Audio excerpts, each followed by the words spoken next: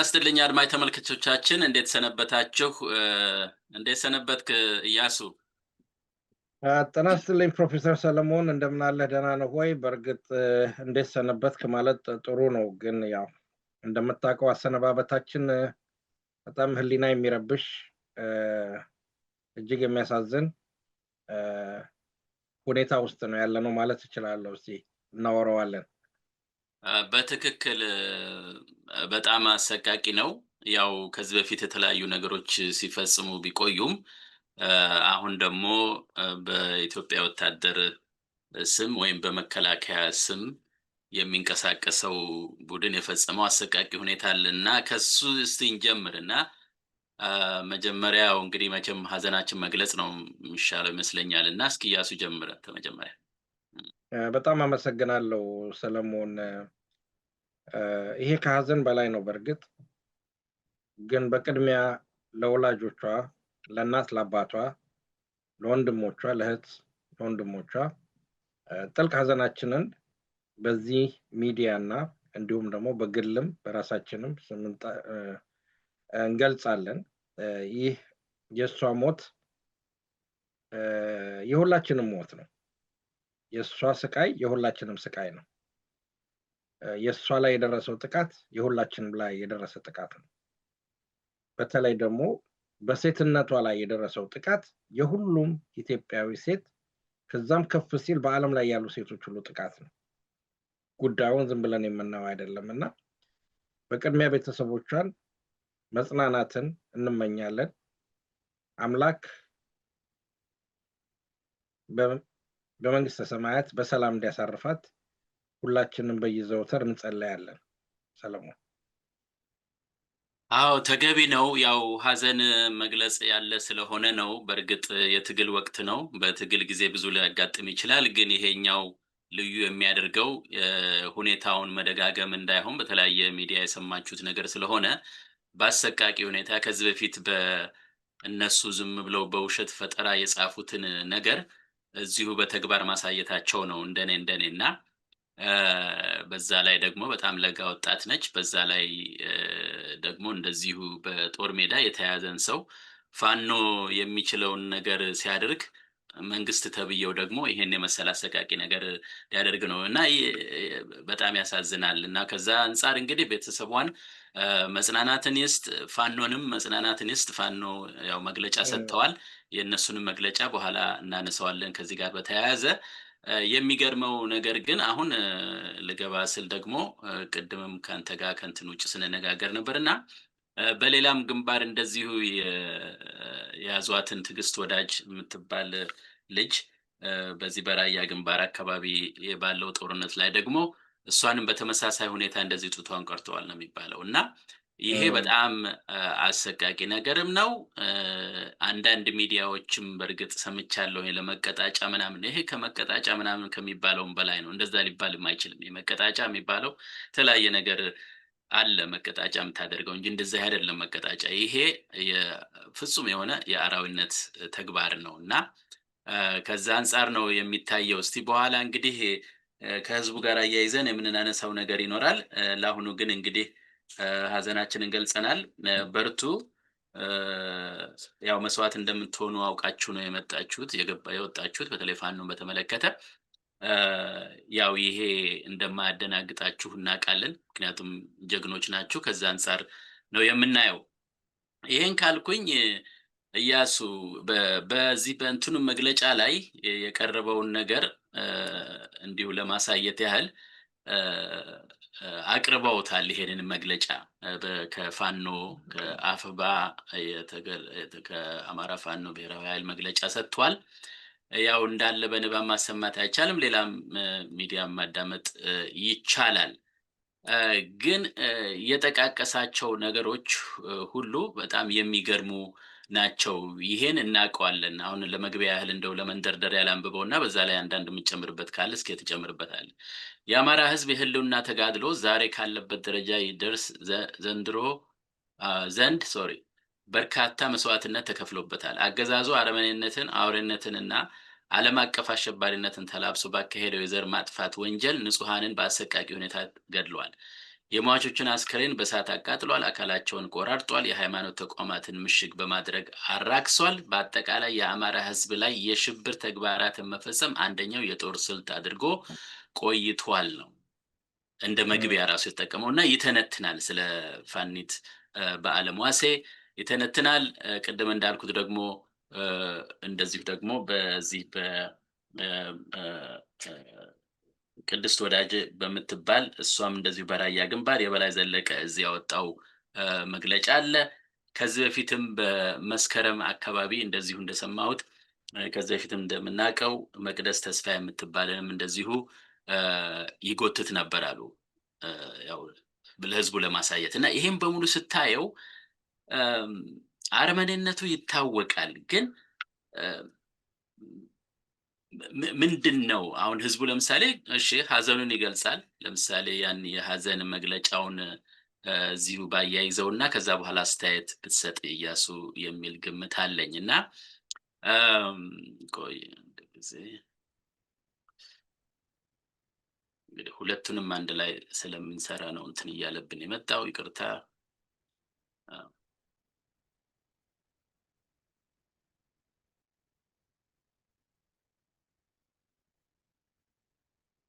እሺ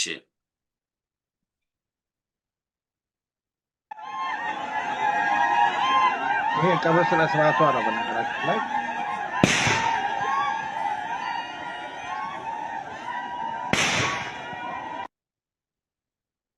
እንግዲህ ባጭሩ ይሄ የቀብር ስነ ስርዓቷ ነው። ልክ ነህ እንዳልከው ነውና አሁን ይሄ የሚገልጽ ነገር አለ። የዛሬው ርዕሳችን ከዚሁ ጋር የተያያዘ ነው። በህዝብ ገመና የሚንቀለቀለው እሳት ብለነዋል እና ይሄ እሳት ብዙ መገለጫዎች አሉ።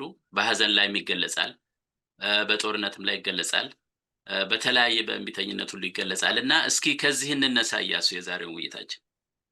ጥሩ። እኔ በዚህ ላይ ጠለቅ ያለ ሰው ግንዛቤ መስጠት ስላለብን በዚህ ጉዳይ ላይ በጣም ብንሄድበት ጥሩ ነው። ምክንያቱም ዛሬ በእህታችን ላይ የደረሰው አሰቃቂ ወንጀል ግፍና በደል ዝም ብሎ የተከሰተ ጉዳይ አይደለም። ስፖንታነስ ወይንም በአጋጣሚ የመጣ ነገር አይደለም።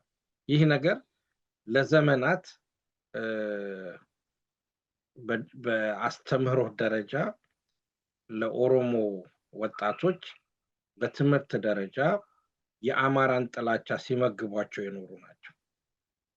ለዚህ ትልቁ ማሳያ የአኖሌ ሐውልት ነው። በሐሰት ትርክት የቆመው የአኖሌ ሐውልት ሚኒሊክ ጡትህን ቆርጧል የሚል ትርክት ለመላው ወጣት ኦሮሞ ወጣት ሲጋት የኖረው ነገር ነው። ዛሬ የምንቃወማቸው እነ ስቅኤል እነ በዚህ በኦሮሚያ ክልል እነ ጆዋር ሌሎችም ፖለቲካ እንቅስቃሴ የኦሮሞ ፖለቲካል እንቅስቃሴ ደጋፊዎችና ሳቢዎች የዘሩት መርዛም ፍሬ ዛሬ ፍሬ አፍርቶ አይተውታል።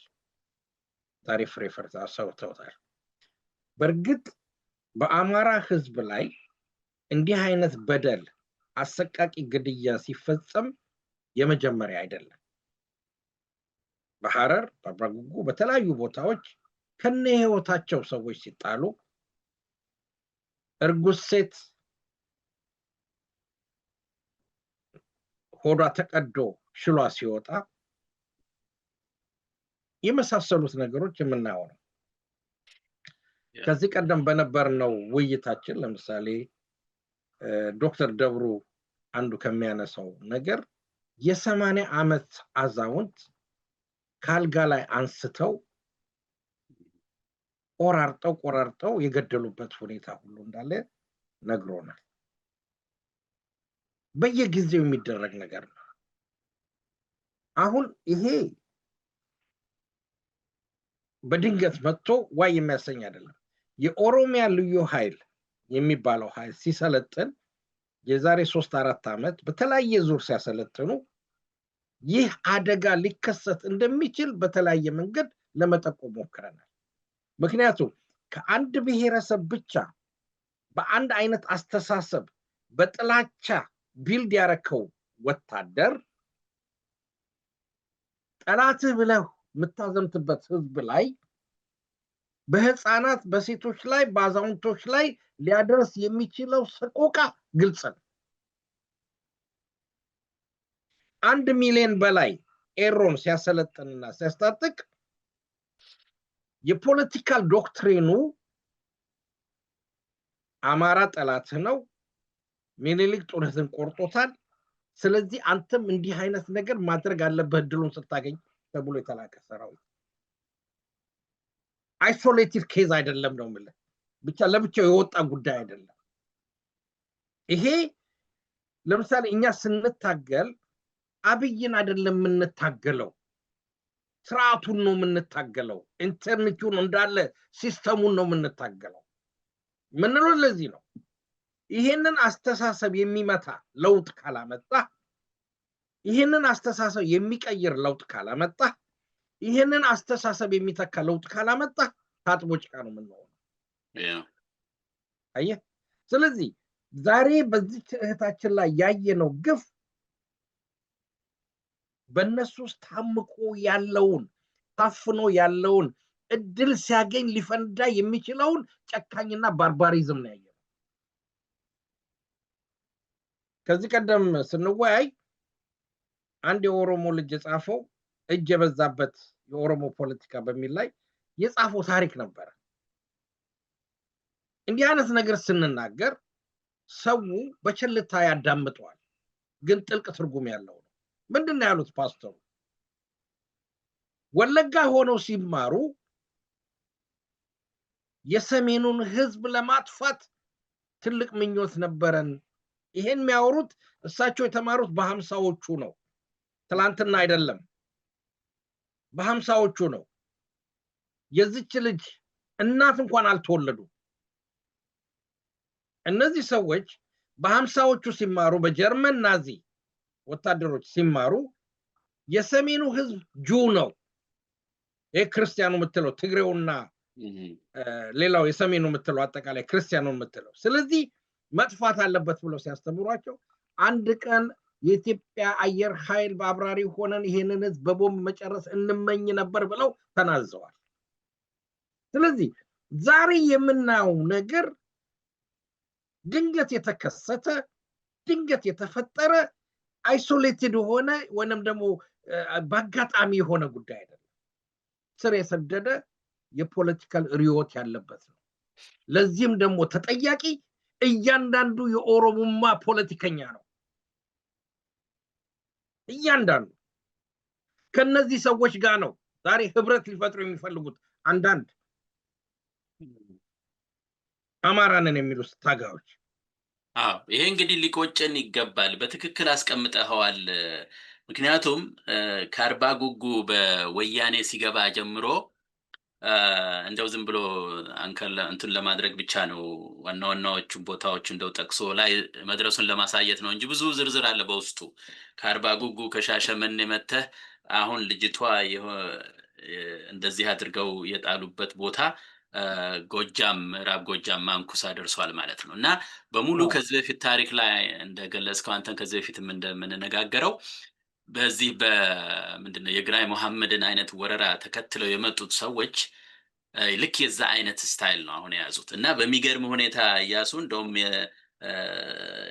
ይሄ አሁን ልዩ ኃይል ብቻ ሳይሆን እዛ ኦሮሚያ ክልል ያለው ብዙ ስም አላቸው። ያው የኮሬ ነገኛን ምኑን ትተህ ማለት ነው ሌላ አፋኝ ቡድን ሌላ ራሱ አሁን ምንድነው ደግሞ የሰማሁት የገዳ ልዩ ኮማንዶ የሚባለው ላላሉ እና የሚገርመው ነገር የወረረው ማለት ነው የወረረው እና ይሄ በሙሉ ስታየው ምንድነው ሌላው የሚሰራው የሚለውን ነገር ምንም ምክንያት አይኖረውም ከዚህ በኋላ። እንደውም ወደ በኋላ ምን መጣለን ብዬ ነው እንጂ እዚሁ ስላነሳው እንደ በመካከል ትንሽ ለማከል ሞክሬ ነው። ምክንያቱም አማራው ራሱ ከእንግዲህ አማራ ነኝ ብሎ ኦፍ ኮርስ ተነስቷል እንላለን፣ ግን አብዛኛው ጠባቂ ነው። ሆነን ለመናገር ምንም ነገር አንንቀሳቀስም፣ ምንም አይልም። አማራ ነኝ ለማለት እንኳን እስካሁን ያልደፈረ በጣም በብዛት አለ። ስለዚህ ይሄን እንደው ብዙ እንቅስቃሴ እየተካሄደ ነው ተብሏል፣ ሰማለው በዛም በዚህ። ግን የአንድ ሰሞን መሆን የለበትም ባይነኝ። አንተ ትጨምርበታለህ። ራሱ አማራ ነኝ ብሎ እንኳን ዓለም ላይ ማስተጋባት መቻል አለበት። አንድ መቼም ምክንያት ያስፈልጋል። አሁን አለበለዚያ ይኸው የዚች ልጅ እንደዛ ሆነች፣ ጡቷ ተቆረጠ። አሁን ደግሞ ሌላ ትዕግስት ወዳጆ የምትባል ተጨመረች። አሁን በዛ ሲሄድ እንደገና እንደ በፊቱ ቁጥር አድርገነው ልንቀር ነው ማለት ነው። እና ይሄ በጣም አሳሳቢ ነው። እና እስቲ ጨምርበት፣ እንዴት ነው የምናዳርሰው ይሄን ጉዳይ? ይሄ በጣም ከባድ ነገር ነው ብዬ ነው። አዎ ስለ ይሄ ከማንቂያም ደውል በላይ ነው ለአማራ ሕዝብ መሆን የነበረበት። እና ብዙ ጊዜ ድሮ ሆነ ልጅ ሆኜ በጦርነት ጊዜ በኤርትራ ጦርነት በሶማሌው ጦርነት ምናምን ዳሩ ከሌለ መሀሉ ዳር ይሆናል ይላሉ አንዳንድ አባቶች ሲናገሩ። እና ያው በልጅነት ብዙም ልብ አትለውም ምን ትለዋለህ። እና አየህ አሁን ጥሩ ነጥብ አምጥተሃል አንተ። ትናንትና በዳር ሀገር የሚባለው በሐረር በባሌ በሲዳሞ ይፈጸም የነበረው ግፍና በደል ቀጥታ የአማራ በር ሄዶ አንኳኳ። ስለዚህ የጎጃም ምድር ማለት ምንም ጠይቀው አይደለም። ነገ የጎንደርን ምድር፣ ነገ ዛሬ ቀን የወሎን ምድር፣ የሸዋን ምድር የሚያንኳኳ ነው። እነዚህ በነገራችን ላይ ታስታውስ እንደሆነ ራስ ሚዲያ መጀመሪያ አካባቢ ስንጀምር ይሄ ነገር ሲነሳ የሚከራከሩ ነበሩ። አረ ያን ነገር አታንሱ፣ የባሰ ታስጨርሷቸዋላችሁ ነበር የሚሉት። ግን አሁን ተመልከት የደረሰበትን ቦታ። በዚህ ጉዳይ ላይ ትልቅ ሙግት አለ። ምክንያቱም እኔ ስለ የአንድን ብሔረሰብ የመጥላት ምናምን አይደለም። ይሄ የስነ ልቦና ውቅር ነው። የአንድ ህብረተሰብ የስነ ልቦ ለምሳሌ ልበልህና እንደው እኔ ወይ አሁን ለምሳሌ የኦርቶዶክስ ቤተክርስቲያን ወይም ክርስቲያን የሆነ ሰው ማናቸውም ሰው በእንደዚህ አይነት መንገድ ሰውን አይጎዳም ስልህ በእንዲህ አይነት ነገር ነውረኝነት ነገር አይፈጽምም። ስለዚህ ትልቁ የመከራከሪያ ነጥቡ በሚኒሊክ ጉዳይ ሲነሳ እሳቸው ክርስቲያን ናቸው።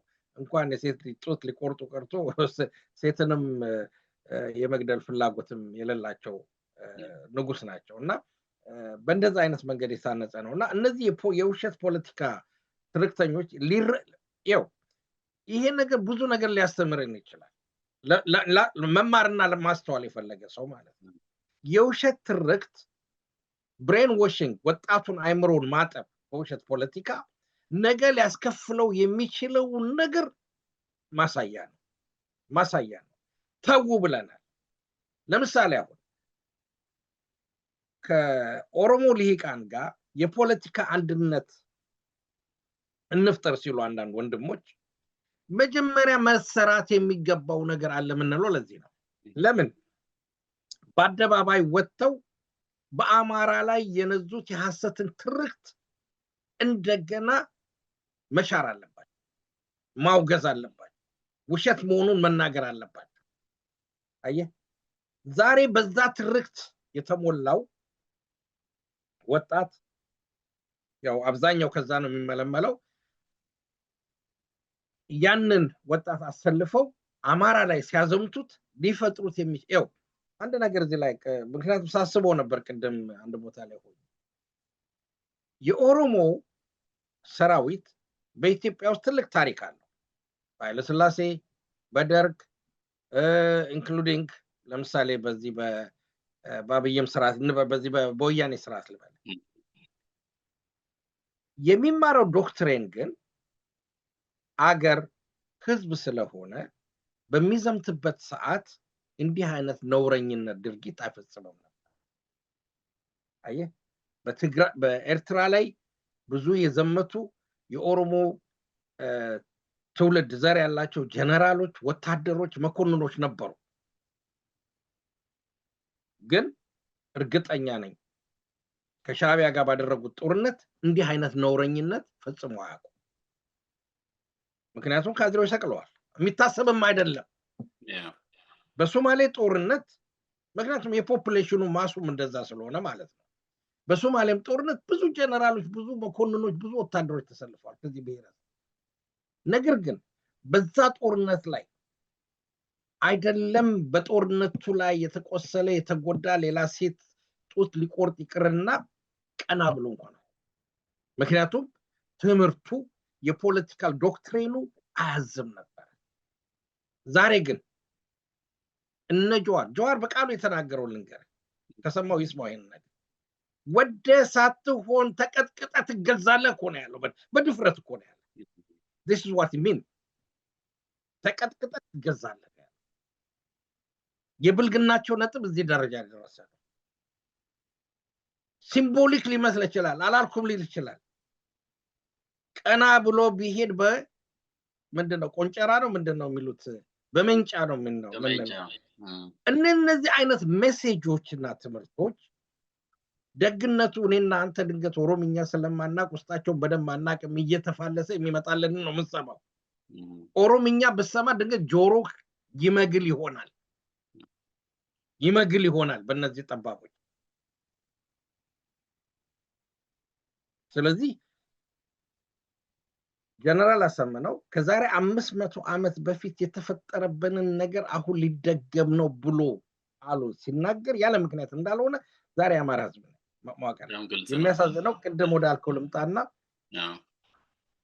ይህ ሁሉ የሆነ ዛሬ የአማራ ብልጽግና አባል ሆኖ የሚያድር አማራ አይደለም፣ ሰውም አይደለም። በቃ ይሄንን አይቶ ይሄንን ሰምቶ የማያወግዝ ካለው የድርጅት ግንኙነት የማይነጠል ወደ ትግል የማይገባ ዛሬ ገብተህ ዘለፍ ፋኖ ሁን ማለታችን አይደለም። እነሱም ላይቀበሉ ይችላሉ። ግን በአስተሳሰቡን የማይለውጥ አማራ አይደለም፣ ሰውም አይደለም። በትክክል እንደውም እኔ አንድ የምጨምረው አለ ከገለጽከው አድርገህ በተለይ የሰውን ንቅናቄ በተመለከተ ህይወት የማይጠይቅ ብዙ ነገሮች መስራት ይቻላል። ምንም ችግር የለውም። ይሄን በአደባባይ እንደውም እንደ ጥሪ ባስተላልፍ እኔ ቢቆጠርልኝ ደስ ይለኛል። ቢቆጠርልኝ ስልህ ሌላ ያለ ክሬዲት ሳይሆን መሆን ያለበትን በተለይ ወጣቱን በሚመለከት የተለያዩ ነገሮች ሲነቀሱ ታያለህ አይደለም? ንቅሳት ዋይኖት አማራ ነኝ ብለው ለምን አይነቀሱ? ያ ራሱ አሁን የትልቅ የትግል ስልት ነው እንደኔ። ሁሉም ተነቅሶ መሄድ አለበት። በቃ የት ዓለም ላይ ያለው ወጣት እንግዲህ ለብዙ ነገር አንቀሳቃሽ ነው እና ሌላው የኢትዮጵያ ህዝብ በሙሉ ደግሞ ይሄን ነገር ሆ ብሎ መውጣት አለበት። በጣም እኛ ከዚህ በፊት በመናደርገው የነበረው ትግል እኮ ባለፈውም ተናግሬያለሁ። ይሄን ከኦሮሞቹ ጋር ወተናል፣ ከተለያዩስ ወተናል፣ የደቡብ ልጆች ችግር ሲደርስባቸው ወተናል። ያላደረግነው ነገር የለም። whereas when it comes to አምሃራ ለምንድን ነው ሌላውስ አብሮ የማይወጣው? እዚህም እዛም ሊወጣ ይችላል አንዳንድ ነገር። እንደዛ አይደለም እንቅስቃሴው። ልክ ከዚህ በፊት እንደሚደረገው በኢትዮጵያዊነት ሄዶ ሰው ግልብጥ ብሎ እንደሚንቀሳቀሰው ሁሉ አሁን ለምንድን ነው ከአማራው ጋር ተሰልፎ ለአማራው የማይከራከረው? ወይም ደግሞ ያው ነው እንግዲህ ማመን አለበት መቼም ያው ኢትዮጵያዊ እና አማራነት መቼም አይለያይም ብለን ብዙ ጊዜ ተናግረናል። ይሄ ምንም የሚያውቁት ነገር ነው። እና እኔ ምንድነው የምለው አንደኛ ወጣቱ የተለያዩ ምልክቶችን ይዞ ይሄን ነገር ማስተጋባት አለበት። ምክንያቱም በዛ ነው የምትለው። እኔ አስታውሳለሁ አንድ ነገር ሊጨምርና ከዚህ በፊት እዚህ በዛ በወያኔ ትግል ወቅት እኛ እዚህ ከተማ ውስጥ ኦባማ የሚመረጥበት ወቅት ነበረ። ኮንቬንሽን ያካሄዱ ነበር። እንደውም የማስታውሰው አንዱ ልጅ ለሚቀጥለው ጊዜ ወይ ፎቶውን አቀርባለሁኝ እታገላለሁ ብሎ ሄዶ ግንቦት 7ን ተቀላቅሎ ብዙ ችግር አለው እነሱ አስመትተውት ነው ምናምን ይባላል፣ ግን ህይወቱን ሰውቷል። የሶስት ልጆች አባት ነው። በደንብ ማቀው ነው። የሱ ፎቶ ሁሉ አለ። እንደውም በሚቀጥለው አምጥቻ ሳያለሁኝ እሱና ሌሎቻችን ሆነን አንድ ላይ ለኮንቬንሽን የሚመጣውን ሰው ነበረ የምናሳየው የመለስን ፖሊሲ አስቸጋሪነትና መለስ ያደረገውን ነገር አሳትመን ለማን ነው? ለባለስልጣን አይደለም፣ ለዚህ ለሚመጡት ለሚታደሙት ለህዝቡ ማለት ነው። መንገድ ላይ ቆመን እንደዛ አይነት ነገር ሁሉ መሰራት ይቻላል። ብዙ ነገር አለ እና ለምንድን ነው የማይሰራው? እርግጥ እኔ ይሄ ብናመለክት ለነሱ ምን ውጤት ያመጣል ምናምን የሚለው እንዳለ ሆኖ እሱ ሳይሆን መሪዎቹ ናቸው፣ የራሳቸውም አላቸው አካሄድ ምናምን። ያ እንዳለ ሆኖ ግን ህዝቡን ማስተማር ግን ይቻላል። የዓለምን ህዝብ ማለት ነው። እንደው ከዛ አንፃር ይሄን ለመጨመር ብዬ ነው እና አይ ይሄን ጥሩ እሺ እስኪቀጥ ጥሩ ነጥብ አንስተሃል በዚህ ጉዳይ ላይ። ምክንያቱም ምንድነው በየቦታው የሚደረጉ እንቅስቃሴዎች አሉ። አለመታደል ሆኖ አንዳንድ እንቅስቃሴዎች የሚደረጉ ሰዎች በስሜት የሚያደርጉ ሰዎች አሉ። በእውቀት ላይ የተመሰረተ ሳይሆን በስሜት ብቻ የሚያደርጉ። ሌላው ደግሞ እዚህ ላይ በትክክል መናገር ይችላሉ። ምክንያቱም የአማራ ትግል በጣም ክሪቲካል የሆነ ፖይንት ላይ የደረሰ ነው። ከእንግዲህ በኋላ ዝም ብለህ የምታልፈው ነገር አይደለም። ከዚህ በኋላ በደል የምታልፈው ነገር አይደለም እና ትግሉን ለምሳሌ በዚህ በአውሮፓም በአሜሪካ ምናምን የጥቂት ቤተሰቦች ወይንም የጥቂት ግለሰቦች የማድረግ ጉዳይ በዛ የሚገኝ ጥቅማጥቅሞች አሉ። እኔ በአደባባይ መናገር ይቻላል እና ያንን በመጥለፍ የራሳቸውን ዝና መገንባት የሚፈልጉ ክሪቲካል የሆኑ ነገሮችን ይሄ ቅድም አሁን እንዳልከው ህብረተሰብ ውስጥ ቀጥታ በመግባት ስለአሁን ቀጥታ ምክንያቱም አሁን ያመጣው ለምሳሌ የእንግሊዝን ህዝብ ነው ይሄን ነገር የምታሳውቀው በተለያየ መንገድ አሉ መንገዶች። የእንግሊዝ ህዝብ ፖለቲሻኖችን ተጽዕኖ ላይ ያሳድራቸው። ፖለቲሻኖቹ እኔ ማድነስ አሁን ለምሳሌ ማንም ሰው ሄዶ ዌብሳይት ላይ ማየት ይችላል። ለእንግሊዝ እየወደን እንጮሃለን በየይጮካው የእንግሊዝ ግን መንግስት ያለፈው አመት 160 ሚሊዮን ነው ለአብይ መንግስት የሰጠው።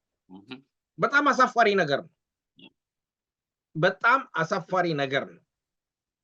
አየህ እና እንዲህ አይነት ሁኔታዎች አሉ። ስለዚህ ትግሉ ወሳኝ ምዕራፍ ላይ የደረሰበት ጉዳይ ነው። ከእንግዲህ በኋላ በትግሉ ውስጥ ምክንያቱም እቺ ልጅ 19 ዓመት ነች። ስለ 19 ዓመት ምን ማለት እንደሆነ እናውቀዋለን፣ አልፈነዋል። ትዳር አልያዘችም፣ ልጅ አልወለደችም፣ ግን የአማራን ትግል ብላ ተቀላቀለች። ቆስላለች። ማከም ሲችሉ በእንደዛ አይነት መንገድ ስለዚህ እያንዳንዱ ሰው ትግል ውስጥ በሚገባበት ሰዓት እችን እንስት ማሰብ አለበት። ወደ የሚቀጥለው ስንገባ ይሄ ትግል የአንድነት ጥሪ በአብሮ መታገል የሚባለው ነገር የዚች ልጅ መስዋዕትነት ዩናይት አንድ የማያደርገው አማራ ካለ ትግሉን ጥሎ ቢወጣ ይሻላል። አመሰግናለሁ። አንድ ሌላ ማለት ያለብን ነገር ካለ እሷን ብቻ እንበል በዚህ ጉዳይ ላይ። እኔ እንደው ስም ባልጠራ ደስ ይለኛል፣ ግን ያው ለአብይ ያደሩ ወይ በቅርብ ጊዜ ካደሩት ውስጥ በዚህ በሚዲያ ሰማው እንደው በጨረፍታ ምንድነው የሰማሁት? ሉክ ተመልከቱ፣ ፕሮፋይል አድርገው ማንነማንን ፕሮፋይል እንዳደረጉ ታውቃላችሁ ይላል ይሄ ግለሰብ። እነዚህ ብሎ በፊት በሌላ ትግል ላይ የነበሩትን ሰዎች አሁን የሚጠሉትን ማለት ነው እነሱን ምክንያት አድርጎ ይኸውላችሁ እንደዚህ ነው፣ መጀመሪያ የኦሮሞ ኃይል ገባ ተባለ፣ ከዛ ይሄ ሁሉ በጥናት ነው ብሎ ሲያወራ እንዲህ አይነቱን ነገር እየሰማም ቢሆን ሌላው አማራ እውነት ለመናገር ሌላውም የኢትዮጵያ ህዝብ ዝም ማለት ያለበትም አይመስለኝም። እንደው ብዙ መንገዶች አሉ። የማይሆነውን ይሄ በጣም አስቸጋሪ የሆነውን አይነት ቅስቀሳ ዘዴ መፈለግ አለበት። ያንን ካውንተራክት የሚደረግበት ነገር ወዲያው ማሳወቅ መቻላል። ምክንያቱም ብዙ መርዝ የሚነዙ ስላሉ ብዬ ነው። እንደው እቺን ለመጨመር ነውና ትግሉ ብዙ ነው፣ ብዙ ረድፍ አለው። ሚዲያውም ራሱ ሌላው ትግል ነው ለማለት ፈልጌ ነው። የምጨምረው ካለ ጨምር፣ ካለ በለዚያ ወደዚህኛው ወደ ሌላው አጀንዳችን እንምጣ።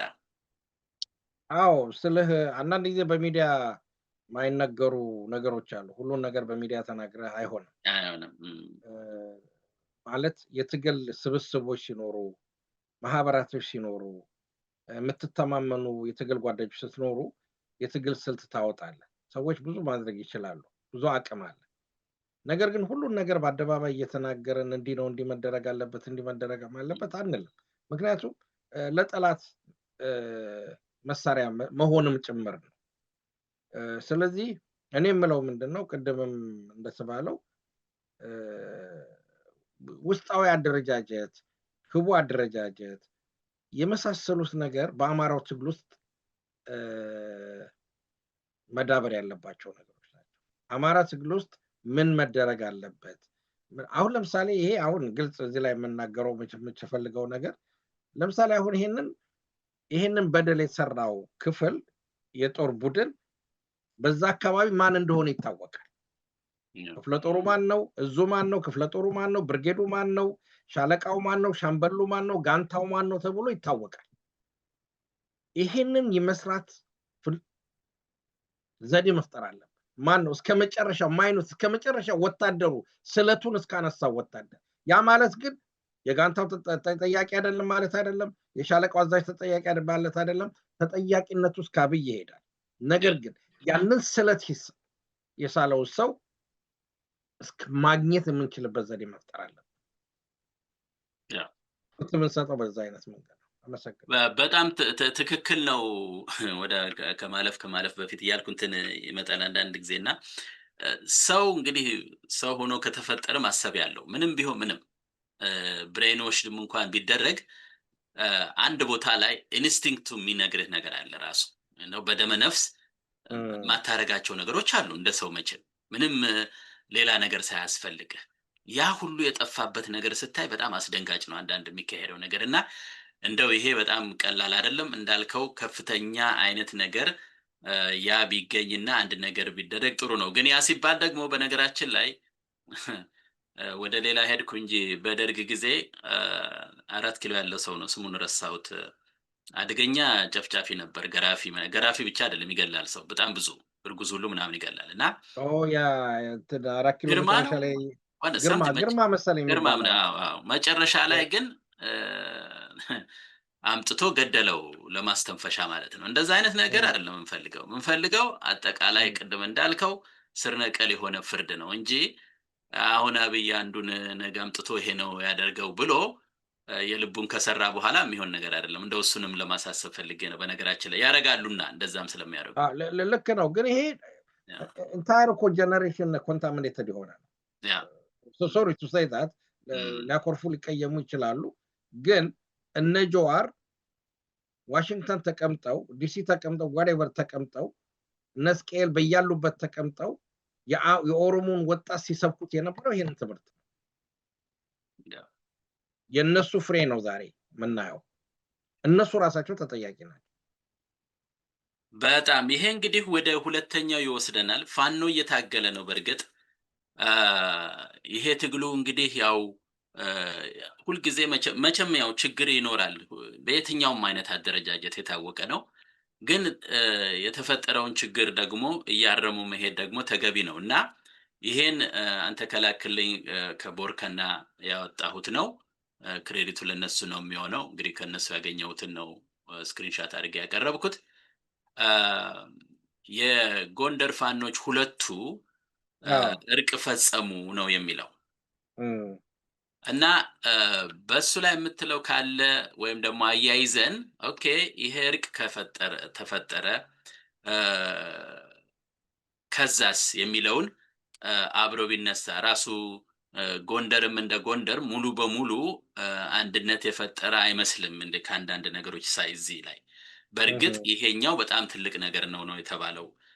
እርስ በራሳቸው ትንሽ እስከ መማዘዝ ሁሉ የደረሱ ስለነበሩ እሱን ማስተው በጣም ቀላል አይደለም። ንግግራቸውም ጥሩ ነው። እንደው በዚህ ላይ እስኪ የሆነ ነገር እንበልና ፋኖንም በተመለከተ እንደው እኔም ማስተላለፍ የምፈልገውም ነገር አለኝ የራሴ። ምክንያቱም ብዙ ነገሮች እንደዚህ ይመጣሉ ይሄዳሉና እና እስኪ ያሱ ጀምር በእነዚህ በአንድነቱ ላይ። እንግዲህ አሁን በዚህ የአማራ አጠቃላይ ስትለው አንድ ጠላት ነው ያለው ማለት ኮሌክቲቭሊ ስንመለከተው በአሁኑ ሰዓት ያለው አንድ ጠላት ነው።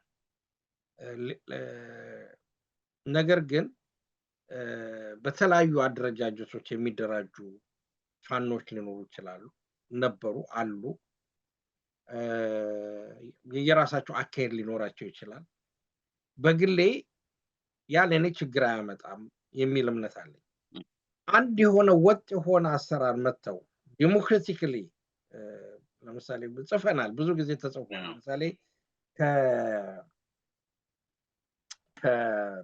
ከአጥቢያ አንስተህ እየመረጥክ እስከመረጥ መጨረሻ ላይ የአማራን የካውንስል አቋቁመህ ያ ካውንስል ደግሞ የራሱን አመራር ዲሞክራቲካሊ በሆነ መንገድ መርጦ ትግሉን ባካሄድ በጣም የተሻለ መንገድ ነው። ያንን በጣም መተማመንን፣ ዲሞክራሲን፣ ግልጽነትን፣ ተጠያቂነትን ያማከለ መሆን አለበት። በተጨማሪም ፋኖዎች ማሰብ ያለባቸው ውክልና በጣም አስፈላጊ ነው፣ ሲምቦሊክ ነው። ለምሳሌ ካውንስሉ ሲቋቋም ከእያንዳንዱ ዋና ዞኖች ናቸው የምንላቸው ወደ ኤቨር ይስጡት፣ ከዛ አካባቢ የተወከለ አመራር ሊኖር ይገባል። በአመራር ውስጥ አየህ፣ ለምሳሌ ከጎጃም 4 ዞን ቢኖረው ከጎጃም 4 ዞኖች ውስጥ የተወጣጡ አመራሮች መምጣት አለባቸው። ጎንደር 4 ዞን ቢኖረው ከጎንደር 4 ዞን የተመጣጡ መኖር አለባቸው። ከሸዋም ከሁሉም እንደዚሁ። ኢቭን ከዲያስፖራው ኢቭን ከአማራ ክልል ብለው ከሰየሙት ማለት ነው፣ ከባሌው ከሐረር ከመን ነው ካለው ከዛን የሚወክሉ ሰዎች በፋኖ አመራር ውስጥ መኖር አለባቸው። ይሄንን የዲሞክራቲክ ሪፕሬዘንቴሽን የሆነም ደግሞ ውክልና ያዋቀረ የፋኖ አመራር ጠንካራ አመራር ሊሆን ይችላል። ይሄ ደግሞ አመራር ከላይ ወደ ታች በተዋረድም የሚሄድ ጉዳይ ነው። አየህ፣ ስለዚህ በእንደዚህ አይነት መንገዱ ቢደራጁ ጥሩ ነበር።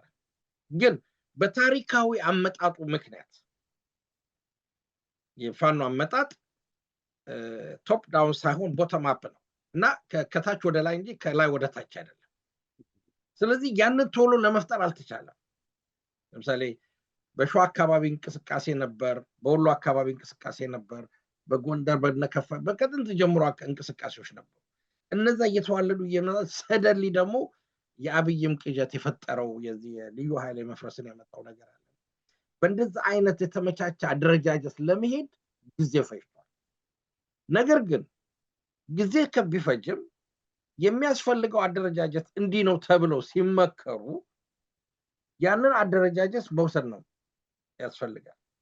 ግዴታ ደግሞ ከሌላው መመከርም የለባቸው። እዛ ውስጥ በዶክትሬት፣ በፕሮፌሰር፣ በማስተርስ ደረጃ በእምነትም ትምህርት ብዙ የተማሩ ወጣቶች ያሉበት ቦታ የሌሎች አደረጃጀቶችን ከታሪክ ከሌሎች ተመክሮ በመማር በምን አይነት መንገድ ብናደራጀው ፋኖን የተሻለ ውጤት ልናመጣ እንችላለን የሚለው ነገር መወሰን ነው።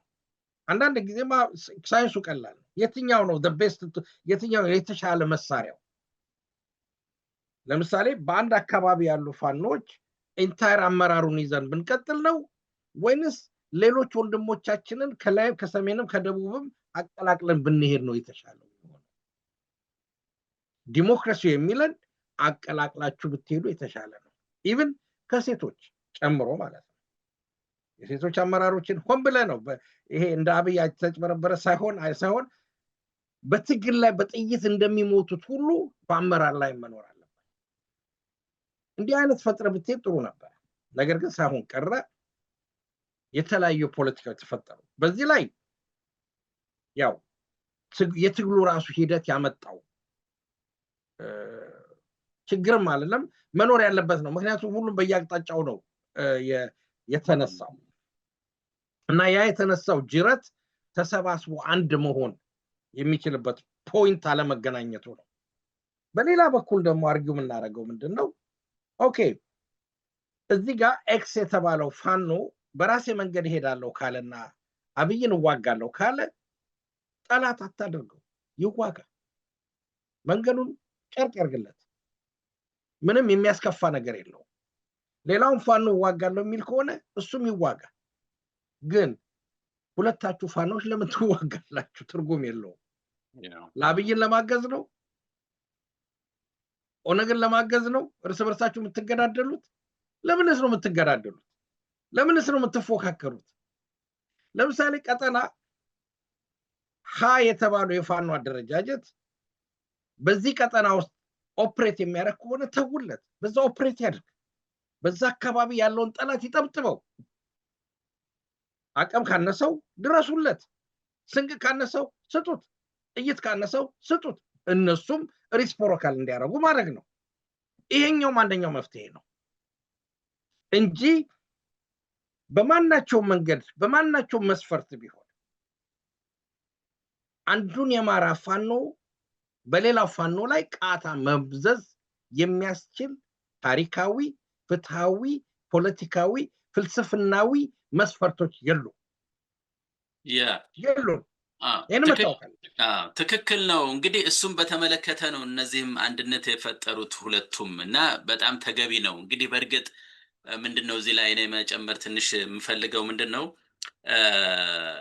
ያ በያለበት ቢዋጋ ጥሩ ነው፣ ያስኬዳል። በአንድ በኩል እንግዲህ ብዙም ጥቅምም ጉዳትም አለው። እንግዲህ የገመገሙ የሚሄዱት እነሱ ናቸው። በእርግጥ እኛም ከዚህ ሀሳብ እንሰጣለን። ግን ምንድነው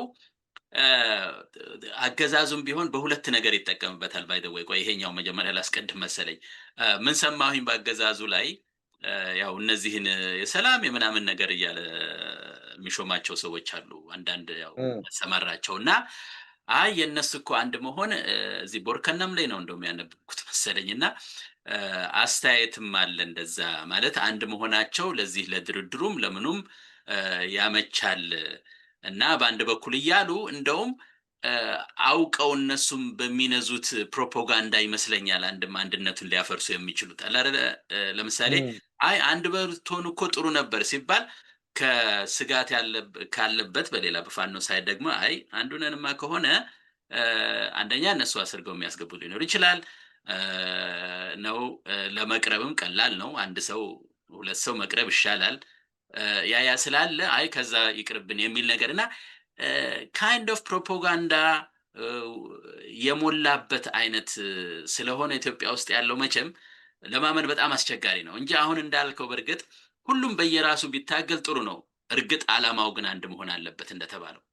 ግን ዓላማው አንድ ሳይሆን ግን ሌላ አጀንዳ ይዞ የሚታገል ከሆነ ግን ያው ደግሞ ሳታቀው አንድ ቦታ ላይ እንደዚህ አይነት ችግር ይፈጠራል እና አዎ እንግዲህ ይጥራ ጥሩ ነው፣ ይበል የሚያሰኝ ነው። አንድነት መፍጠራቸው ጥሩ ነው። ግን በዛ በተጨማሪ ደግሞ ይሄን ልክ ሌላ ቦታ እንደተፈጠረው አንድነት የጎንደርንም አንድነት ቢፈጥሩ ጥሩ ነው። በዚህ ላይ እንደው ለዛሬ አጀንዳን አናነሳውም እንጂ የወልቃይትም ጉዳይ ቢሆን እውነት ለመናገር በጣም አንዱ ከፍተኛው ጉዳይ ነው። ምክንያቱም በብልጽግና ነው የሚተዳደረው። እንግዲህ የምልህ ያው ደመቀ ከአንዴም 2-3 ጊዜም ተናግሯል። አገንስት ፋኖ ነኝ እያለ ነው። እንደኔ አደኖ መቼም ልቡ ሌላ ነው ልባል ካልቻልኩ በስተቀር በጣም እሱም ቢሆን በጣም አሳሳቢ ጉዳይ ነው። ሌላ ጊዜ እናነሳዋለን። በዚህ አጋጣሚ ግን አንድ ነገር ማለት እፈልጋለሁ። ኢያሱ ከእንግዲህ በኋላ መፍትሄ ከሁሉም የሚቻለውን ነው ማለት መቻል አለበት ባይነኝ እኔ እና በዚህ ሚዲያ መጥቶ የፈለገው አይነት አስተያየት ይሁን ብቻ ለአማራው ይጠቅማል ለኢትዮጵያም ይጠቅማል ብለን የምናስበው ምንም ችግር የለውም። የተለየ ሐሳብም ሊሆን ይችላል። በጣም የተለየ በጣም ልዩ አይ ለምሳሌ እንደዚህ አይቻልም ከዚህ ይልቅ ፍጹም ትቶ ወይ ዝም ብሎ የህዝቡን ብቻ ማደራጀት ወይ ደግሞ አይ ፋኖን ብቻ መከተል ወይ ደግሞ አይ ቅድም አንተ እንዳልከው ከጠላትም ጋር ነው ግን ምናምን የሚል ማስተያየት ካለ እኔ እስቲ እንደው መጥቶ እዚህ መድረክ ተፈጥሮ ብንነጋገር የሚሻል ይመስለኛል እንጂ አሁንም አንዳንድ ጊዜ ስጋትም አሁን ወደ ሶስተኛው ስንመጣ አነሳዋለሁ ብዬ ነው። አንዳንድ ስጋቶች ሊኖሩ ይችላሉ። ምክንያቱም በየቦታው የሚያንዣብቡት የሚሰባሰቡት ቀላል አይደሉም እና የተሰበሰበው ኃይል ደግሞ አደገኛ ተንኮለኛው ከወጣ ተመልሰን ደግሞ እንደገና አረንቋ ውስጥ ነውና ምንገባው እሱን ማለቴ ነው። ኤኒዌይ እንደው ለመጠቋቆም ነው ሊመጣ ይችላል ከተባለውና አንድነቱ ጥሩ ነው። አሁን ያልከው አንዳንድ ነገሮች ጠቁመሃል። ፋኖ በዛ መንገድ ቢሰራ እርስ በርሱን በእርግጥ እነሱም አውቀው ትተውታል። በጣም ጥሩ ነው።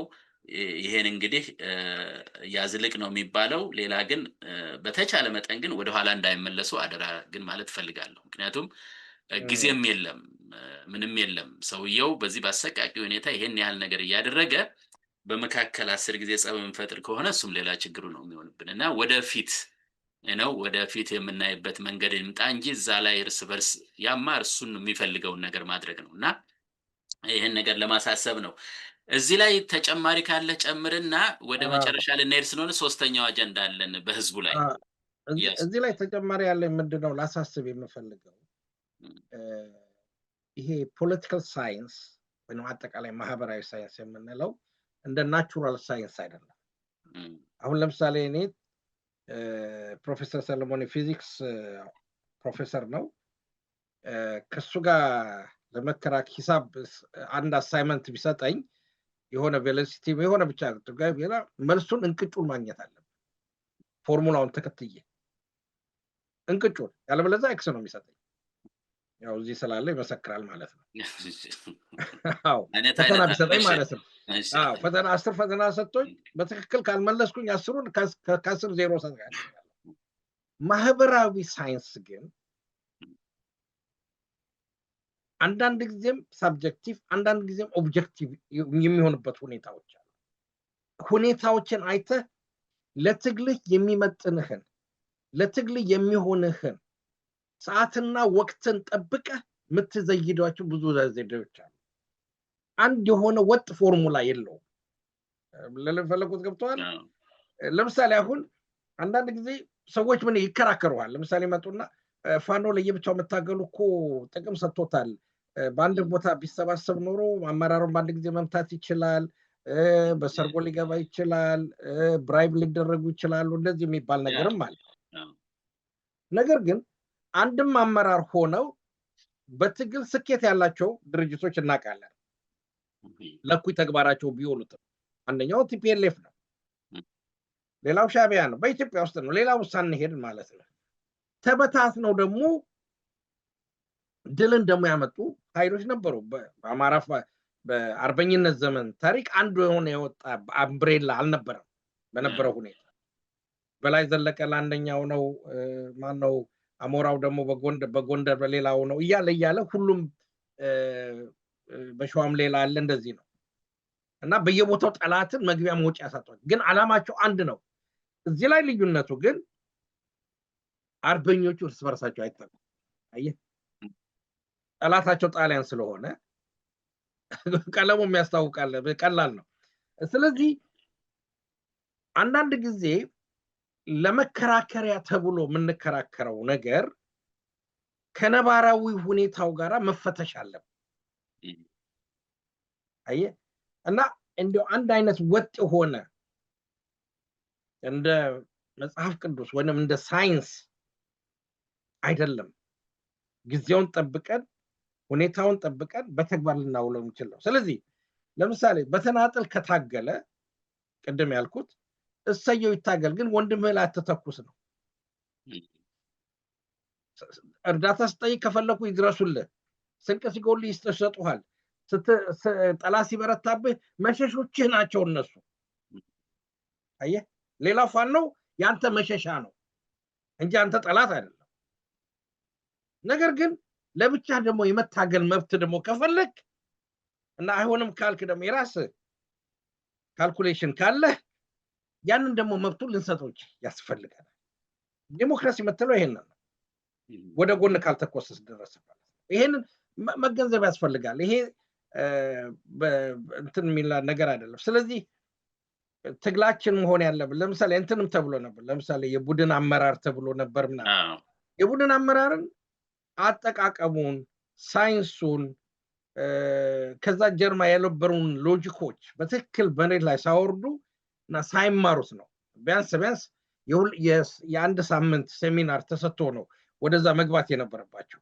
ይሄንን አንብበው ተዘጋጅተው ሴሚናር ተሰጥቶ ምን ማለት ነው ተብሎ ነው እንጂ ለምሳሌ የቡድን አመራር ከተባለ ለምሳሌ 14 የቡድን አመራሮች ካሉ 14ቱም ጋዜጣዊ መግለጫ ለመስጠት አይመጡም። 14ቱም ስንቅና ትጥቅ ላይ ቁጭ ብለው አይወስኑም። 14ቱም ዘመቻ መኮንን አይሆኑም። ስለዚህ ይሄን ነገር በሴሚናርም መነጋገር አለበት። ስለዚህ የተማረው ክፍል ምሁራኖቹ ይሄንን ነገር ማዘጋጀት አለባቸውና መነጋገር ይኖርብናል። ነገር ግን አንድነቱ አስፈላጊ ነው እና አንድነቱን ግን በምንልበት ሰዓት ግን ወይንም ኢንዲፔንደንት ሆኖ መታገል የሚገባውን ሪስፔክት መስጠትና የትግሉ ሂደት ግን መጨረሻ ላይ መርጅ ያደርጋቸዋል የሚል እምነት አለ። ሳይወድ በግድ ማለት ነው እና ይሄንን ነው ለማለት የምፈልገው በዚህ ጉዳይ ላይ። በትክክል እንግዲህ ጥሩ ነው ምልህ ያው ሐሳብ ነው። ለዚህም ነው እኔ ቅድም ባለፈውም ስንነጋገር ከዚህ ከእንትን ውጭ ስንነጋገርም ሰዎች መጥተው ሐሳባቸውን ቢያስረዱ ጥሩ ነው የምንለው ለዚህ ነው። ሁሉም ነገር ቢፈተሽ ጥሩ ነው። ምክንያቱም አለበለዚያ ምን ይሆናል? ጠቃሚ ሊሆኑ የሚችሉ ሐሳቦች ይቀሩና ምናልባት የተሳሳተው መንገድ ያሸንፍና ዝም ብሎ ችግር ውስጥ ልንገባ እንችላለን እንደገና ደጋግመን እና ያን ሁሉ እንግዲህ ለመቅረፍ መነጋገር ጥሩ ነው። አይ ነው እንዳልከው ብዙም አይነገሩ ነገሮች አሉ በሚዲያ ላይ ኦፍ ኮርስ ትክክል ነው እሱ። ሌላውንም እየሰሩ ግን በሚዲያ መሆን ያለባቸውን ነገር ግልጽ የሆኑ ጉዳዮች ግን ማሳሰብ ያስፈልጋል። እሱን ማለቴ ነውና ይሄን ካልን እንግዲህ ወደ መጨረሻው እንሄድ። በጣም ትንሽ ደቂቃ ነው የቀረው 8 ደቂቃ። በዚህ ውስጥ አንድ ይሄን ነገር ዝም ብዬ ይዤዋለሁና ምንድነው ከያዝነው ርዕስ ጋር ስናገናኘው በህዝብ ገመና የሚንቀለቀለው እሳት ነው ያለው እና ይሄ በውስጥ ያለው እሳት በየቤቱ አለ። በጣም ግልጽ ነው፣ ግን አልወጣም። በጣም ከፍተኛ ኃይል አለ፣ በጣም ከፍተኛ ነገር አለ። እንደውም ሌላም ነገር ይዤ ነበር፣ ቆይ አሳያለሁ በኋላ። እንደ መሬት መንቀጥቀጥንም ምክንያት አድርጌ ያቀረብኩት ነገር አለ። ኤኒዌይ ብቻ ይሄን የሚንቀለቀለውን እሳት እንግዲህ እሳት ሲፈጠር ደግሞ መፈጠሩ አይቀርም። ቅድም ትንሽ አንተ ነካ አድርገዋል። ግን አቅጣጫ መስጠት ያስፈልጋል። እንዲለበልበው እንዲያቃጥለው የምትፈልገው ነገር ምንድነው የሚለውም እሱም ወሳኝ ነው እና በየቦታው ዝም ብሎ እሳት ሳይሆን አቅጣጫ ያለው በአንድ በኩል ስራ ሊሰራ የሚችል አይነት ህዝቡ ሳይነጋገር የሚተማመንበት ነገር አለ መቼም በአሁኑ ሰዓት ባይነኝ እኔ ያንን ነገር እንዲያወጣ እንግዲህ አንዳንድ ነገሮችን እንበል ለማለት ነው ይሄን ነገር ያመጣሁት እና እስቲ ጀምር። አይ ነው አንዳንድ ጉዳዮች ሊደጋገሙ ይችላሉ፣ ምንም አይደለም። ምክንያቱም ይቅርታ መቼም ያው ያስተማሪ ነገር አንዳንድ ጊዜ ትምህርት ራሱ መደጋገም ነው፣ ሌላ ነገር የለውም እና ስደጋግመው ነው የሚገባው እና እስቲ ከዛ አንፃር አይተን የመጨረሻ መልእክታችን እናስተላልፍ ማለት በዚች በቀሪ 7 ደቂቃ ውስጥ። እንደውም አንተ ከፊዚክሱ ትንሽ እንድታበድረኝ ይፈልግ ነበር። እሺ ንገረኝና ምን አስቤ ነበር መሰለ። ለምሳሌ አንዳንድ ጊዜ አንድ አባባል አለ the last straw break the camel back የሚሉት እንግሊዝኛ አባባል አለ። መጨረሻው ስንጥር ወይንም ምናምን የግመልን ወገብ ሰበረው አይነት ነገር ነው ማለት ተሸክማ ትልቅ ብዙ ኩንታል ነው የምትይዘውና መጨረሻ ትንሽ ነገር ጠብስ ታደርግላት እንቅታለች የሚሉት ነገር አለ። በፊዚክስም በእናንተ ውስጥ ለምሳሌ አንድ ነገር ሬዚስታንስ አድርጎ ብሬክ የሚያደርግበት ወይም የሚፈነዳበት ክሪቲካል ፖይንቶች ይኖራሉ የሚል ነገር አሉ። በየቦታው አሉ፣ ብዙ አይነት አሉ። ልክ ነህ። አንዷን ብታወሳኝ ደስ ይለኛል፣ ለዚህ ውይይታችን ይጠቅመናል። ምክንያቱም ልል የፈለግኩት ምንድን ነው ያነሳው ነጥብ ይሄ በህዝብ ምንድን ነው የሚንቀላቀለው እሳት ገመና ውስጥ ነው። ገመና ማለት እንግዲህ ውስጥ እና የአዲስ አበባ ህዝብ በተለይ በአዲስ አበባ ውስጥ የምንሰማው ሮሮ፣ ስቃይ፣ ለቅሶ በጣም ከፍተኛ ነው። በጣም ከፍተኛ ነው እና በየሚዲያው የሚሰማው ስልህ መኖር አልቻልንም። እንግዲህ ድሮ መብላት መጠጣት አይነት ነገር ነው። ሰው ዛሬ ትዝታ አንዳንድ ጊዜ ሜሴጆቹ ቀላል አይደሉም። ለምሳሌ አንድ መልእክት ያየሁት ምንድን ነው 1 ብርን 5 ብርን 10 ብርን 50 ብርን ምናምን 100 ብርን ዘርዝሮ ያስቀምጥና 1 ብርን ቁርስ 5 ብርን ደግሞ ምሳ ቅልጥ ያለው ምሳ አይነት ነገር 100 ብር የወር አስቤዛ ምናምን ብለው አስቀምጠውታል። ይሄ እንግዲህ በጣም በሚጠላው በደለን በተባለው በመለስ ዜናዊ ዘመን የነበረ ነው እና ሰው ሊነግርህ የሚፈልገው ነገር ምንድነው? ዛሬ 1 ብር ይዘህ ወይንም 5 ብር ይዘህ ኢቭን 100 ብር 200 ብር የታተመውን ይዘህ ትርጉም የለውም። አየህ ትርጉም የለውም። እና የሰው ሰቆቃ በውስጡ በገበናው የሚፈቀፈቀው ስሜት በጣም ከፍተኛ ነው። ወንድማችን ጠለስ ሚዲያ ያስተላለፈው መርሃ ግብር ነበር ዛሬ። በጣም ወድጀለታለሁ። በርታ ነው የምለው ሁሉ ጊዜ ወንድማችንን። ከአንዱ ካስተላለፈው መሃል የአንዲት እህታችንን ሮሮ ነበረ ሲያስተላልፍ የነበረው። እህታችን የምትለው ቢዝነስ የነበራት 2 ቢዝነስ የነበራት አንዱን በግብር ምክንያት የዘጋች አሁንም አንደኛው እየተሰቃየች ያለች ፓስፖርት ለማውጣት 2 ዓመት ከሀገር ለመውጣት ወጣቱ እየፈለገ 2 ዓመት የሚጠብቅበት ከሀገር በእግሩ እንዳይወጣ አገሪቱ በሳት የታጠረችበት መግቢያና መውጫ እንዳጣች ሚዳቆ የሆነበት ሁኔታ። እንዲያውም አንድ ነገር ትዝ አሰኘኝ። አንዳንድ ጊዜ አይተሃል የሰደድ እሳት እናንተም ሀገር አለ። አንድ ቋያ እሳት በረሃ ሲነሳ የዱር እንስሳቶች ቤት መግቢያና መውጫ ነው የሚያጡት። በዚህም ቢሄዱ እሳት ነው፣ በዚህም ቢሄዱ እሳት ነው። አውስትራሊያም እንደዛ አይነት ነገር አለና የኢትዮጵያ ሕዝብ ቅድም እንዳልኩ የሚቀጣጠለው እሳት ውስጥ ነው አሁን ያለው። መውጫና መግቢያ አጥቷል። ቅድም ግን እንዳልኩ ለፊዚክሱን አበድረኝ ያልኩ ግን ያቺ የመበጠሻዋ ሰዓት የመቅረቧን ነገር የምታይበት ሁኔታ ነው። ምክንያቱም እንደምናውቁት ባለፈው ሳምንት የተነጋገርነው ኢትዮጵያ ዕዳዋን መክፈል አልቻለችም። ብዙ መርሃ ግብሮች በአውሮፓኖች የተሰረዘሩ አሉ። ለምን የምንመጡ የሚለው ነው። አሜሪካኖች በኢንቨስትመንት በኩል በኮሪዶር ልማት የሚደረገውን ሙስና፣ የንብረትን መብት መጣስ፣ ሰብአዊ መብት መጣስ፣ ጉቦኝነትን አስነስተው አማረው የጻፉበት ጉዳይ አለ። የዩሮፒያን ደግሞ አንደኛው ማን ነበረ? ኔዘርላንድ ነው። አዎ ያደረገውን የወደፊቱ ድህነት ምርጫውን አስመልክቶ የጻፈው ነገር አለ። ከዛ ወርልድ ባንክ እንደገና የጻፈው ነገር አለ። ከዛ አይኤምኤፍ ደግሞ ጨመረለት። ከዛ በኋላ ደግሞ በፓሪስ የተደረገው የአበዳሪትና ተበዳሪዎች ጉባኤ ላይ ኢትዮጵያ ዕዳውን መክፈል ያልቻለችበት ሁኔታ አለ። ይሄ ነገር በውጭ ስትመለከተው በጣም የሚያስደነግጥ ሁኔታ ነው። እና ይሄ በሙሉ ሪፍሌክት የሚያደርገው ደግሞ አገር ውስጥ ነው። የነዳጅ ዋጋ መጨመር እና አጠቃላይ ስትለው ይሄ ህብረተሰብ በቋፍ ላይ። ነገር ግን አሁን ለምሳሌ ሰዎች የማዳጋስካርን የተደረገው ለውጥ ወታደሩ ከህዝቡ ጋር መሰለፉን ምናምን አድርጎ እንትን ይላሉ። አሁን አደጋው አለ። ይኸውልህ በኢትዮጵያ ውስጥ በ66 አብዮት በተባለው ጊዜ የተደራጀው ወታደሩ ስለነበረ ተማሪው በዚህ ሲያመጽ፣ አስተማሪው በዚህ ሲያመጽ፣ ሙስሊሙ በዚህ ሲያመጽ ምናምን ሲቀጣጠል መጨረሻ ላይ ወታደሩ ስልጣኑን ተቆጣጠረው ማለት ነው። ከዛ በኋላ ወታደራዊ አምባገነን መንግስት ተመሰረተ ማለት ነው። እና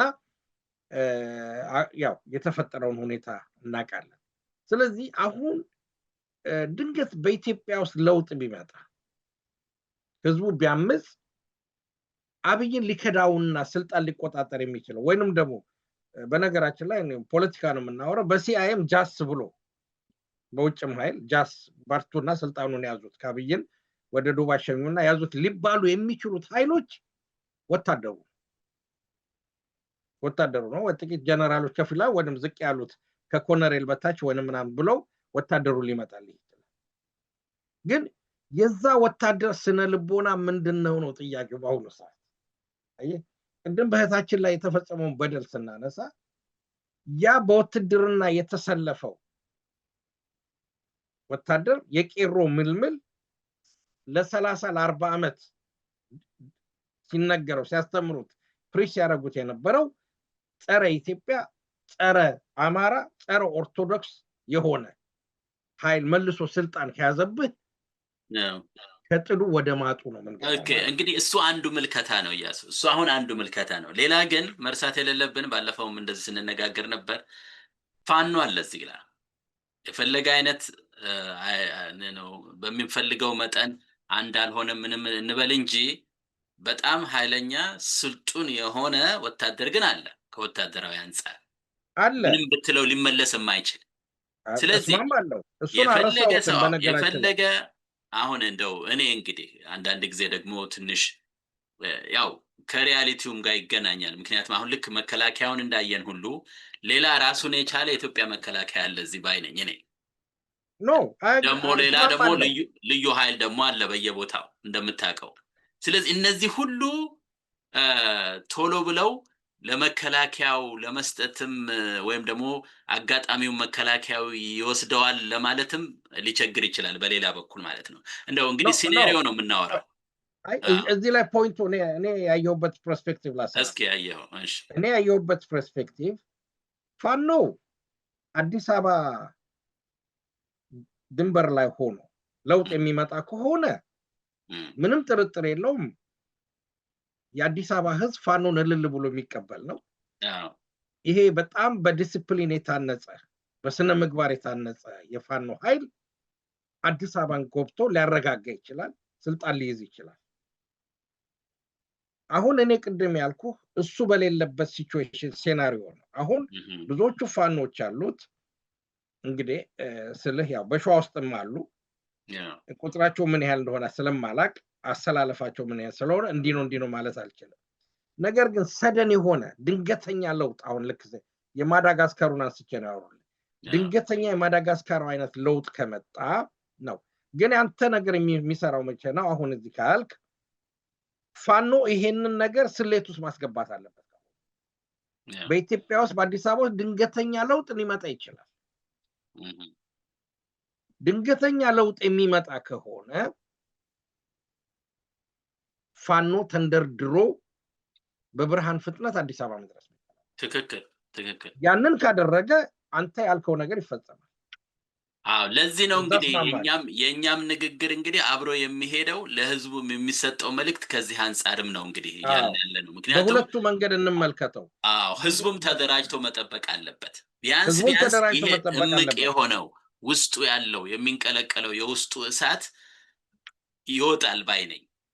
ምንም አሁን እኔ ሲናሪዮ በጣም ተለይቷል። አሁን ኢትዮጵያ ድሮ ከነበረችበት የለውጥ አይነት እኔ አሁን ብትጠይቀኝ አሁን የሚመጣው ለውጥ በጣም አስቸጋሪም ነው፣ ቀላልም አይሆንም። እንደ በፊት የሆኑ ቡድኖች ወስደው የሚያሽከርክሩት እንደማይሆን ነው የሚታየኝ እኔ። ምክንያቱም ብዙ ሲናሪዮስ አሉ አሁን በጣም ብዙ ሌሎችም ቡድኖች እንዳሉ ባለፈው እኔ አንድ አርቲክል ጽፍ ያለው ወርከና ያውጣው አላውቅም። ሳጀስት የሚያደርጉት ነጥቦች አሉ። አንደኛው እዛ ያወጣው ጽሁፍ ላይ ያቀረብኩት ሀሳብ ምንድነው? አዲስ አበባ በምንም አይነት መንገድ በተለያዩ ወታደራዊ ኃይሎች መያዝ የለባትም። አደጋው አንዱ ይሄ ነው።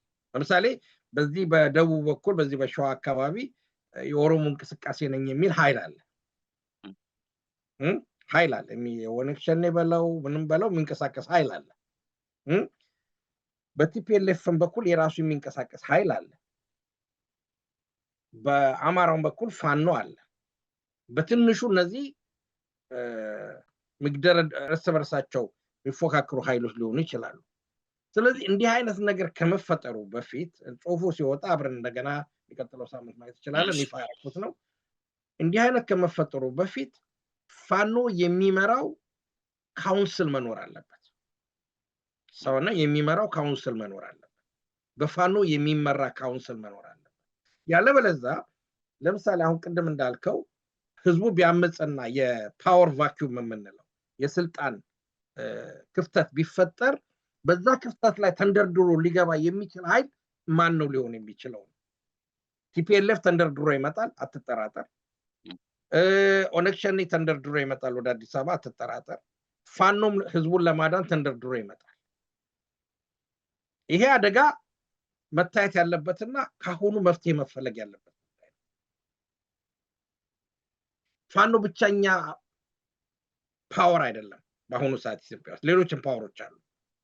እነዚህም ፓወሮች እንዴት አድርጎ ኮንሶሊዴት አድርጎ ህዝብን የማዳን አገሬን የማዳን ስራ ይሰራል የሚባለው ነገር አንደኛው ክፍል ነው። ይሄንን የጻፍኩበት አንዱ ምክንያት ጽምዶ በሚለው ስብስብ እየተሰባሰበ ያለውን ነገር ፖዚቲቭ ክሪቲሲዝም በማድረግ ነው። ምክንያቱም ነገ ለውጥ ቢመጣ ኢትዮጵያ አብይ አፍርሷት እንዳይሄድ እርግጠኛ መሆን መቻል አለበት። ነገ ለውጥ ቢመጣ በድንገት መሳሪያ ይዞ አዲስ አበባ የገባው ሰራዊት በኢትዮጵያ ህዝብ ላይ ግፍና በደል የማይፈጽም መሆኑ ማወቅ አለብን። እንደ ደርግ ሰራዊት ጠመንጃውን አስቀምጦ ሚለምን ላይሆን ይችላል የአብይ ሰራዊት ያየነው ነገር ስለሆነ ማለት ነው። ስለዚህ ፋኖ ብቸኛ ኃይል ስላልሆነ ሌሎች ኃይሎችም ስላሉ ይሄንን ነገር እንዴት ኒውትራላይዝ እናደርገዋለን፣ ለጋራ ጥቅም እንዴት እንጠቀምበታለን የሚል ነገር አለ። ስለዚህ ፋኖ ይሄንን ነገር ስሌት ውስጥ ማስገባት አለበት። ኦኬ እንግዲህ አንዱ እንትን ነው በእኔ አመለካከት ትንሽ የምንለየው እዚህ ጋር ምንድነው መለየት እንኳን አይደለም ግን መቼም ካለው ነገር ካሳየው ነገር ስትነሳ የተለያየ ኃይል ተረባርቦ ፋኖ እስካሁን እየተሟሟተ ነው ያለው። ትክክል። በቃ የማያደርገው ነገር የለም። በአየር ላይ ይመጣል፣ ድሮን አለ፣ ጀቶ አለ። አሁን ደግሞ እንደውም እንደሰማነው ደግሞ አሁን ደግሞ በዚህ በአፋር ያሰማራው አለ የዚህ የኦሮሞ የባገዳ ኮማንዶ ምናምን አለ፣ መከላከያ አለ። እነዚህ በሙሉ እንኳን አንድ ላይ ገጥመው እዚህ አንድ ቦታ ላይ እንደሰማሁት የት ጋር ነበረ መስታወሻ ይዤ ነበረ አንድ ቦታ ላይ ዋግምራ ላይ ለምሳሌ እንደዚሁ አልቻሉትም፣ ያው ሸሹ እንጂ ተሰባስበው መጥተው ነበር። ምን ለማለት ነው ይሄን የገለጽኩት? ነገሮች ተበላሽተዋል። ብዙ ነገሮች ኢትዮጵያ ውስጥ ያው ይታወቃል።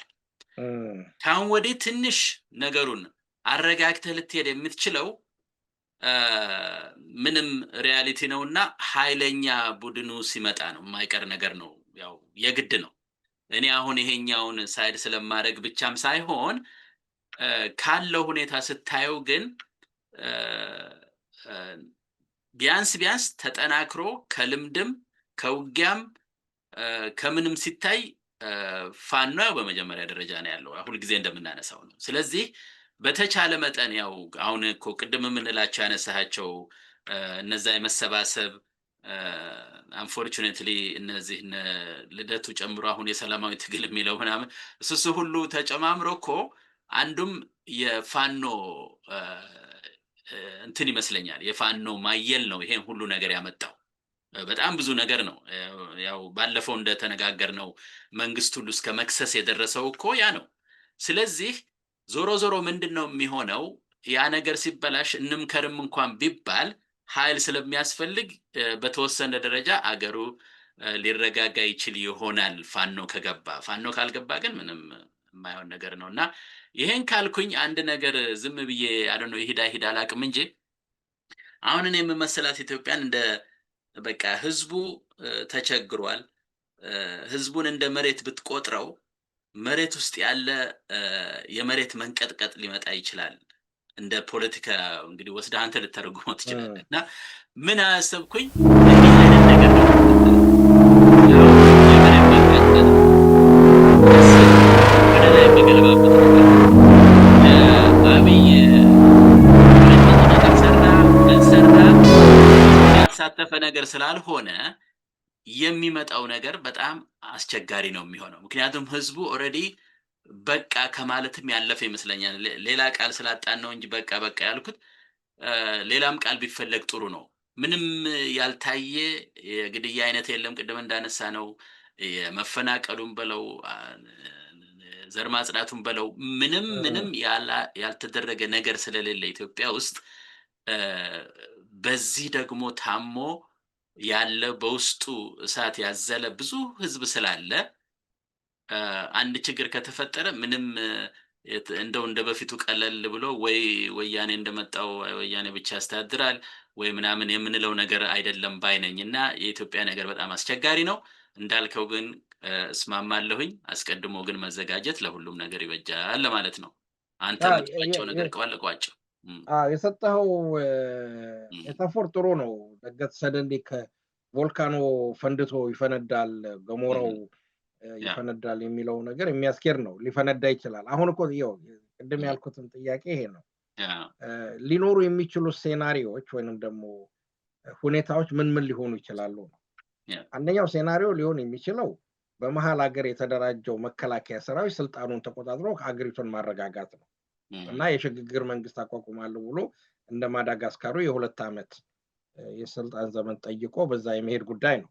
በነገራችን እሱን ላይ እንግዲህ ኤክስ ራይት እያደረግን ብንሄድ እንበል ለምሳሌ እሱን እኔ ኤክስ አደረኩት አንዱ ራይት ሊል ይችላል። አንደኛው እሺ ሁለተኛ ደግሞ ኤክስ እና ራይት አላደረገውም። እኔ ግን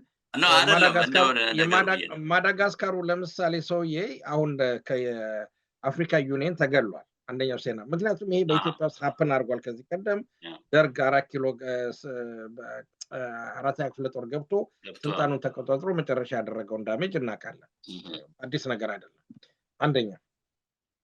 ሁለተኛ ሌላው ሴናሪዮ ሊሆን የሚችለው ምንድነው? አብይ ከሾለከ የኦሮሞማ ኃይሎች በግልጽ መወያየት ስላለብን ነው። የኦሮሞማ ኃይሎች እነ ስቄል እነ ምናምን አብይ የበተነውን ቄሮ ሰብስበው ከዚህ ከጫካ ካለው ጋር ሰብስበው ሌላው ኃይል ስልጣን ከመያዙ በፊት አዲስ አበባ እንቆጣጠር ብለው ሌላ ነገር ሊያመጡ ይችላሉ። ይሄንንም አንድ ሁለተኛው ሴናሪዮ ልሰጠው ይችላል። ሶስተኛው ሴናሪዮ ልሰጠው የምችለው ጽምዶ ተብሎ አሁን በተፈጠረው በኢሳያስ እየተዘወረ ባለው ኮንሴፕት ውስጥ የትግራይ የአማራ ኃይሎች እና የኦሮሞ ኃይሎች ሆነው በጥምረት አዲስ አበባን የመቆጣጠር ሁኔታ ነው። አራተኛው ሴናሪዮ አንተ ያልከው በአንጻራዊነት ሲታይ የአማራው እኔ መቼም አማራው በቀላሉ ወደ 1 ሚሊዮን ወታደር ማሰለፍ ይችላል ባይ ነኝ። በፊሽካ በቀላሉ ይሄን መዘጋጀት ስላለበት ነው የምንነጋገረው። ቅድም ያልኩት እነዚህ የተጣሉትና ዛሬ ቁርሾ የተያዙት በሙሉ ነገ ግዴታ በአንድነት መምጣት አለባቸው። ስለዚህ ወደ 1 ሚሊዮን ጦሩን ማደራጀትና ማሰለፍ ከተባለ ከአዲስ አበባ ጀምሮ እስከ ሞያሌ ድረስ ያለውን ቀጠና ተቆጣጥሮ ሰላማዊት አገር እንዲመሰረትና ዲሞክራቲክ ይሆናል። 4 ሴናሪዮዎች አሉ። እነሱን ደግሞ በሂደት እናያቸዋለን። እንግዲህ በዚህ ላይ እንግዲህ ያው በቃ ይሄው ነው ዛሬ የምንቋጨው ይሄው ነው። እንዳልከው እንግዲህ 4 ሴናሪዮዎች አስቀምጠሃል። የሚያነጋግሩ ናቸው በሙሉ። መከላከያ፣ ኦሮሞማ በለው፣ ጽምዶና ፋኖ አይደለም። ጽምዶ አሁን እንደው በቃ ዝም ብሎ መንግስትም ስላራገበለት ነው እንጂ ኤኒዌይ ወደ ሌላ አልገባም። በሚቀጥለው እንነጋገራለን። የሁሉም ሰው በዚህ አጋጣሚ ሰዎች ሌሎችም ሐሳብ ያላቸው ሰዎች አንዴ መተው ቢነጋገሩ ይሄ በጣም ጥሩ አጀንዳ ነው። እውነት ለመናገር ይሄ 4ቱ ቡድኖች አሉ እንዴት ይሆናል የሚለውን እንወያይና አድማጭ ተመልካቾቻችን እንደውም ጥሩ ነው አሁን እያሱ የገለጸው። በዚሁ መሰረት በሚቀጥለው እኔና እያሱ እንቀጥላለን። ግን ሌሎች ሰዎች አይ በዚህ ውስጥ ገብተን እኛም ማስተያየት አለን ካላችሁ ጻፉልን። AIM አማሃራ ኢንሳይት ነው ነገሩ። AIM አማሃራ ኢንሳይት @gmail.com በሚለው ጻፉልን። ምንም ታዘጋጅ ጥሩ ነው። ስለ ሞባይል ፎን አንድ ሲም ካርድ አዘጋጅተህ ሜሴጃቸውን በዛ ቢተውልህ እና ማግኘት የሚፈልጉ ሰዎች ሌላ ፐርሰናል ለዚህ የተዘጋጀ ቢኖር ጥሩ ነው። በጣም ጥሩ ነው። እሺ በጣም ገንቢ ነው። እሺ እሱን አዘጋጃለሁኝ። እንግዲህ ለዛሬ የነበረን ይሄ ነው። ያው ያሱ ካሰብነው እንግዲህ 14 ደቂቃ ጨመርን። ምንም አይደለም። ነገሩ በጣም የሚያነጋግር ስለነበረ ጥሩም ውይይት ነው ለመናገር። ስለዚህ ይሄን እንቀጥላለን። በጣም ተገቢ ነው። እንደዚህ መሰረታዊ የሆኑ ነገሮች ላይ ብንነጋገር ጥቅም አለው። እየተዘጋጀንም እንመጣለን አንተ እንዳልከውና በጣም እስማማለሁ።